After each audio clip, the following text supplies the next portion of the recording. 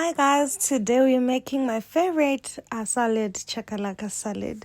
It's very simple yet amazing. So we'll start by putting our tomato, green pepper, red pepper, yellow pepper, cucumber, carrot, and onion. Okay, then the carrot and onion. So you guys just put according to how many people you want to serve and how the people around you eat. You can pair this with salad. Pair the salad with barbecue. So we're going to add chakalaka. I'm putting a whole lot of this chakalaka. It's the vegetable chakalaka.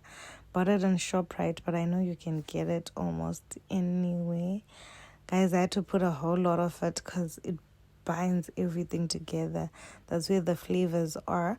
Then we're going to put fruit chutney.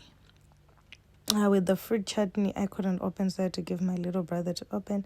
Anyways, we're going to put 2 tablespoons of fruit chutney. Then mix everything together. Guys, it's done. That's it. Your salad is done. Simple yet delicious. Please don't forget to like, comment, and subscribe. And please do try the salad. It's one of my favorite. And this is what I was pairing it with.